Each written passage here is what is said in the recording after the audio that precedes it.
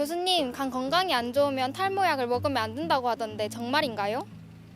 정답은 일단은 좀 애매하지만 사람마다 다르다입니다. 일단은 일부 환자들에서는 간 수치가 올라가기도 한다는 보고가 있기는 한데요. 네. 근데 대부분은 저절로 떨어진다고 보고가 되어 있습니다. 그래서 이제 위험성이 많이 높지는 않아서 대부분은 이제 안전하게 드실 수 있겠지만, 근데 만약 심한 간 기능 장애를 가지고 계신 분이라면 네. 이제 담당이와 상의를 해가지고 투약 여부를 결정하시는 것이 좋겠습니다. 네. 세모네요. 네. 이번에는요, 간 건강에 관한 시청자 사연을 한번 모아보았습니다. 선생님, 비활동성 B형 감염 보유자의 사연입니다. 혈액 검사를 해도 바이러스가 검출되지 않고요. 간 수치도 정상으로 나오고 아무런 증상도 없다고 합니다. 특별한 치료나 관리를 좀 해야 될 것 같은데 어떻게 해야 될지 궁금해하고 있거든요. 보통은 이제 비활동성 보유자라고 하면 굉장히 안정된 상태처럼 느껴지고 실제로도 그렇기는 한데요. 이런 바이러스가 재활성화가 되는 경우도 있고 그다음에 이런 비활동성 보유자인 경우에도 간 경변증이나 간암이 발생할 수 있기 때문에 네. 반드시 정기적으로 진료는 받아보시는 것을 권합니다. 어떤 치료를 딱히 할 필요는 없겠지만은 네. 그 검진을 네, 정기적으로 해야 되는 거군요. 맞습니다. 네. 이번 사연은요, 출산을 앞두고 있는 임신부의 사연입니다. 비활동성 B형 감염 보유자라고 하긴 하는데 비활동성인 경우에는 모유 수유에 대해서 걱정이 굉장히 많다고 해요. 혹시 수유를 했다가 아이에게 영향을 끼치지 않을까? 이 엄마의 마음 아니겠습니까?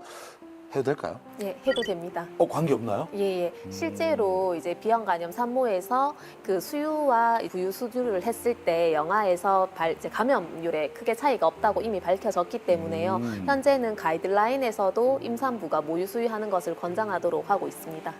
비활동성이나 활동성이나 하더라도 B형 감염 약간 유전적 요인이 있지 않나요?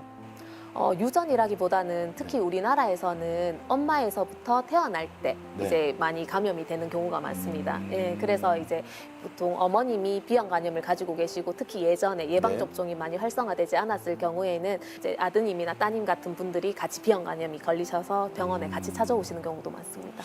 부모님이 B형 감염에 걸린 적이 있다 그러면은 자녀분들도 한번 검사를 받아보는 것이 현명하겠네요. 검사를 받아보는 게 좋죠. 왜냐하면 또 우리나라 같은 경우에는 손톱깎이나 이런 것도 보통 가족들끼리 같이 쓰고 공유하잖아요. 이런 네. 경우가 많기 때문에 이제 본인이 비형 간염 이제 항체가 있는지 이런 것도 한번 검사를 받아보시는 게 좋을 것 같습니다. 네. 이번 사연은요, 40대 남성의 사연입니다. 이분이요, 담배도 피지 않고 양체질도 빼놓지 않고 잘한다고 합니다. 근데 얼마 전부터요, 구취가 난다고 합니다.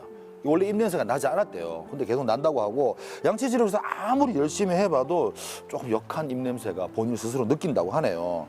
그렇게 인터넷을 찾아보니까 감이 안 좋으면 입냄새가 심하다 이런 정보를 어디서 들었나 봐요. 네. 사실인가요? 직접적인 연관성은 좀 떨어진다고 생각을 합니다. 아, 그래요? 예. 그러면은 이렇게 입냄새가 나는 원인이 뭘까요? 오히려 뭐 구강 쪽 원인이라던가 아니면 뭐 편도나 식도 쪽, 그러니까 이런 이제 그 상부 뭐 위장관이나 이쪽을 오히려 저는 한 번 더 검사해 보시기를 권해드립니다.